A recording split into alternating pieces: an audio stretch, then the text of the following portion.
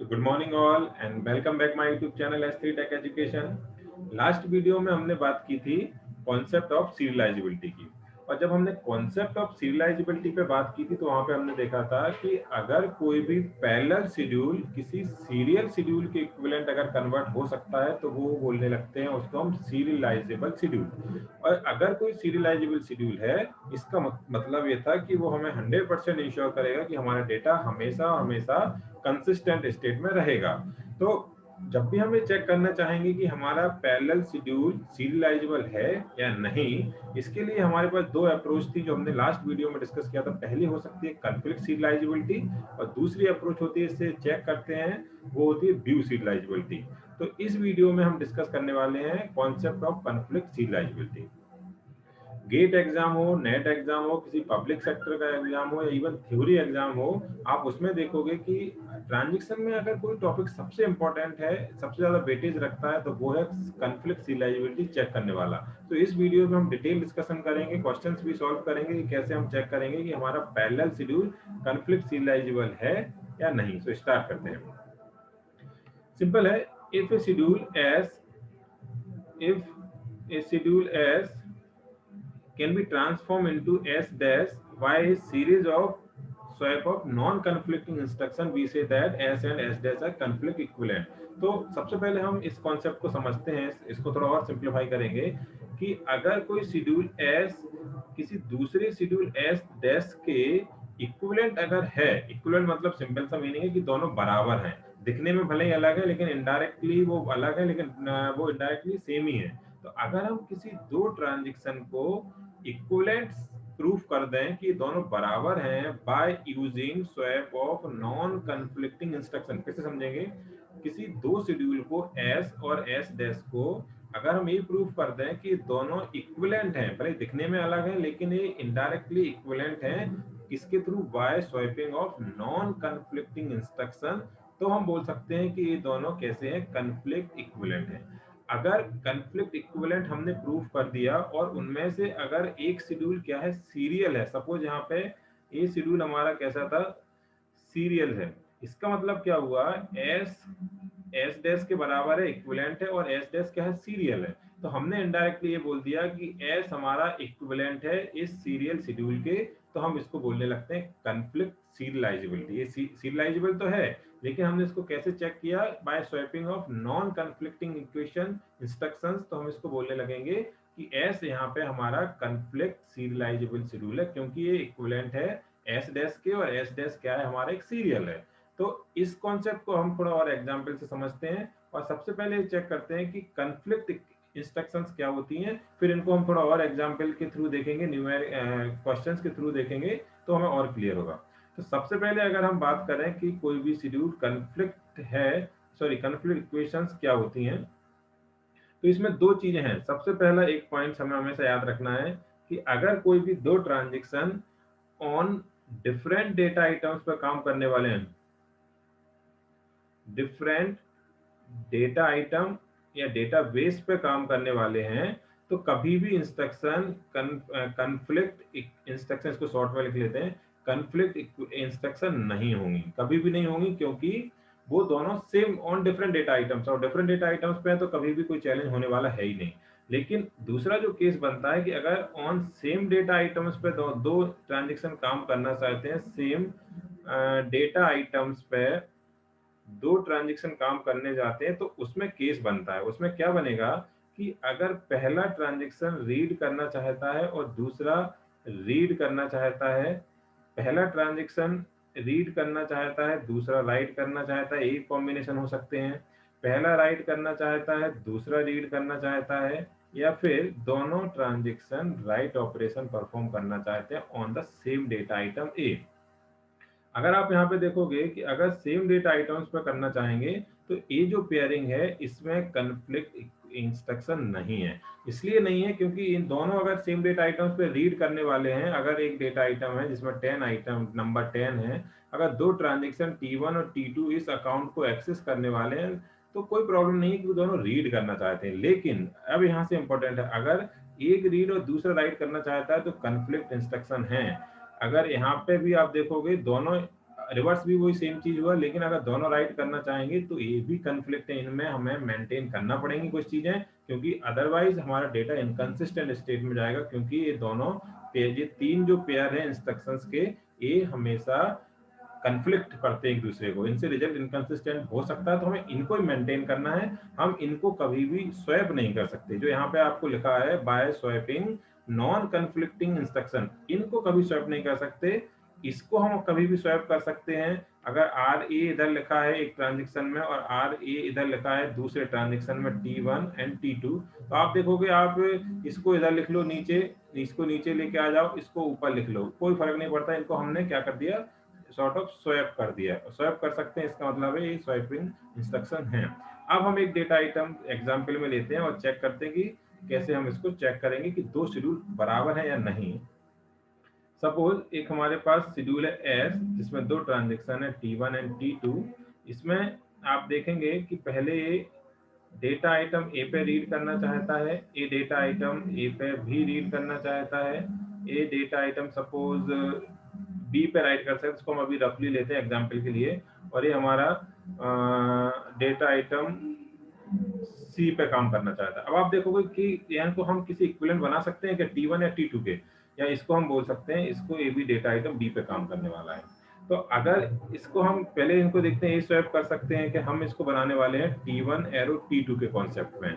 एक इंस्ट्रक्शन है हमारा, एक दूसरा सेट हमारा एस डैश, तो इस तरीके से है T1 एंड T2, और इसको हमने लिया R A W B, R A और डब्ल्यू बी, ऐसा लेने की कोशिश की हमने इसको। तो क्या ये इसके बराबर है एस और एस, तो इसको चेक करेंगे। इसको चेक करने का सिंपल सा तरीका है कि हम कन्फ्लिक्ट इक्वेशन को चेक करने वाले हैं। तो कन्फ्लिक्ट ए हम इसको ऊपर ले जाना पड़ेगा, अगर हम इसके बराबर इसको करना है, इसके इक्विवेलेंट करना है, तो इन दो को पहले रन करना। तो ए तो ऑलरेडी है, हमें अब इसको ऊपर ले जाना है, इसको नीचे लाना है, मतलब इन इंस्ट्रक्शन को स्वैप करने की कोशिश हम करेंगे।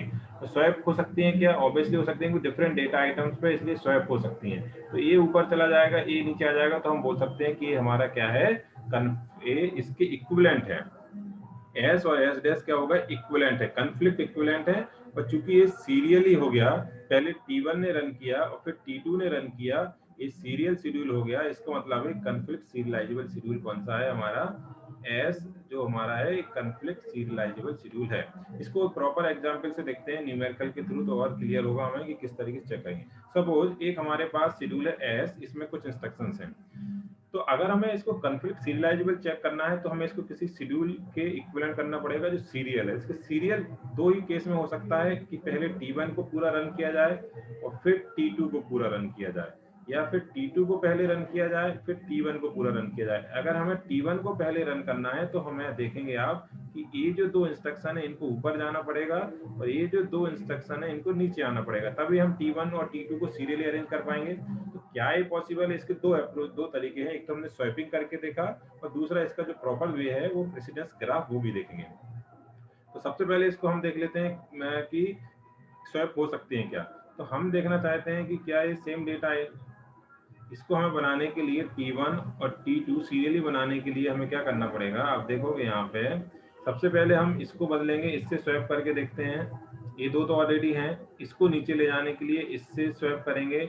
हो सकता है क्या, बिल्कुल हो सकता है, क्योंकि ये ऑन डिफरेंट डेटा आइटम्स पे है। फिर इसको भी देखेंगे तो ये भी डिफरेंट डेटा, मतलब ये दोनों इंस्ट्रक्शन आपस में स्वैप की जा सकती हैं। और स्वैप की जा सकती हैं तो रीड ए पहले लिखा, राइट ए पहले लिखा। अब हमने इनको स्वैप करके इनको पहले लिख लिया, क्योंकि ये स्वैप हो सकती हैं। और उसके नीचे फिर हमने read A, write A, read B और राइट बी, मतलब ये इसके इक्विवेलेंट बदल गया, मतलब ये T1 पहले रन हुआ और T2 इसके बाद में रन हुआ। तो ये हम बोल सकते हैं कि इस कन्फ्लिक्ट एक सीरियलाइजेबल शेड्यूल है।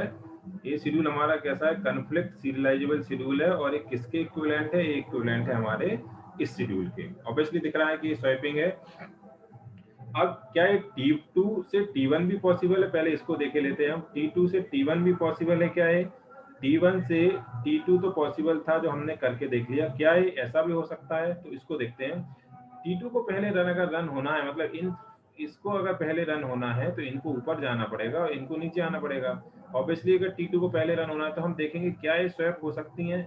हाँ, ये तो स्वैप हो सकती है, लेकिन ए वाली इंस्ट्रक्शन जो है वो स्वैप नहीं हो सकती, क्योंकि आप देखने वाले हो उसमें एक रीड ऑपरेशन है और एक राइट ऑपरेशन है, और जब ये वाला जो राइट ऑपरेशन है और ये रीड ऑपरेशन है ऑन सेम डेटा आइटम्स पे है, तो ये स्वैप नहीं हो सकते क्योंकि ये कन्फ्लिक्ट पेयर हैं, और कन्फ्लिक्ट जब पेयर है तो ये कभी ऊपर नहीं जा सकता है और ये कभी नीचे नहीं आ सकता। तो ये इंश्योर हो गया कि T2 और T1 कभी भी ये इस वे में एग्जीक्यूशन इनका नहीं हो सकता, अगर होगा तो ये हमारा इनकंसिस्टेंट जाएगा। अब इसका जो प्रॉपर एक मेथड है उसको देखते हैं, प्रेसिडेंस ग्राफ का। प्रेसिडेंस ग्राफ क्या बोलता है कि जितने भी नोड आपके जितने भी ट्रांजेक्शन है उनको एक नोड कंसीडर करो। हमने T1 और T2 दो ले लिए।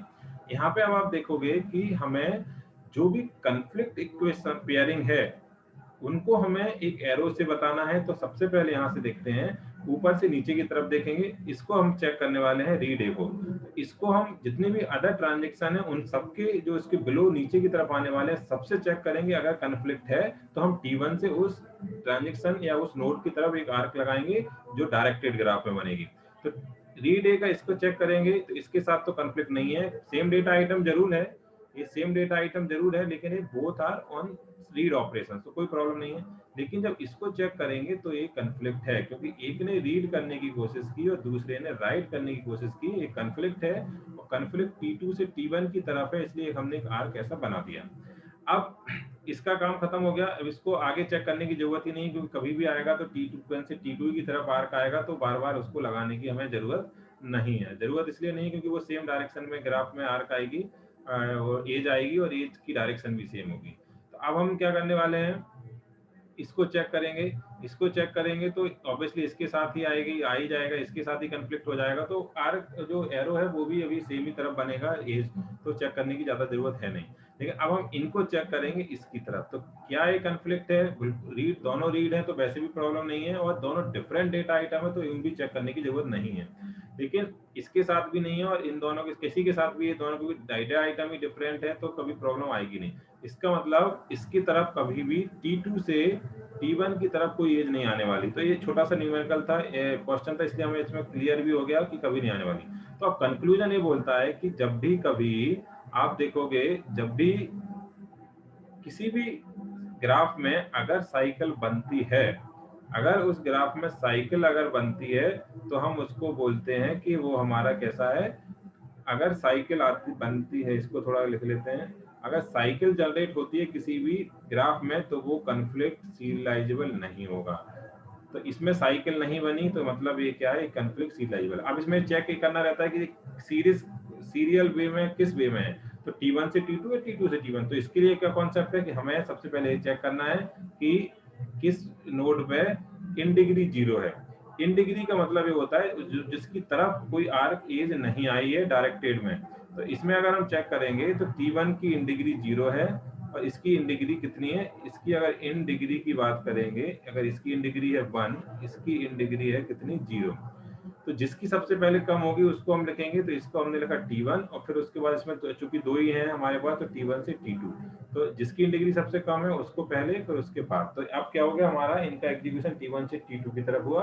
और यही हमने क्या देखा था, पिछले वाले वीडियो में भी देखा था कि किस तरीके से हम इस तरीके के न्यूमेरिकल को चेक करते हैं। सो इस वीडियो में अभी हम इतना ही कि हम इसको हम बोल सकते हैं कन्फ्लिक्ट सीरियलाइजेबल। इसके अगले वीडियो में हम एक और बड़ा न्यूमेरिकल करेंगे जिसमें हम डिटेल से देखेंगे कि इसी प्रेसिडेंस ग्राफ के थ्रू कि कैसे हम कंफर्म करते हैं कि सीरियलाइजेबल है कि नहीं। तो नेक्स्ट वीडियो में न्यूमेरिकल जरूर करेंगे, तो आप उसको जरूर देखना नेक्स्ट वीडियो को, ताकि आपका और कॉन्सेप्ट क्लियर हो पाए कि कोई भी शेड्यूल कन्फ्लिक्ट सीरियलाइजेबल है या नहीं। मतलब वो किसी सीरियल शेड्यूल के इक्विवेलेंट बदल सकता है क्या, by swapping non conflicting equation अगर है तो हमारा शेड्यूल सीरियलाइजेबल होगा। तो इस वीडियो में इतना ही। नेक्स्ट वीडियो में हम एक और न्यूमेरिकल इसका सॉल्व करेंगे, एक और क्वेश्चन सॉल्व करेंगे, और ताकि आपके और कॉन्सेप्ट को क्लियर हो पाए कि क्या है। सो इस वीडियो में इतना ही। Thank you.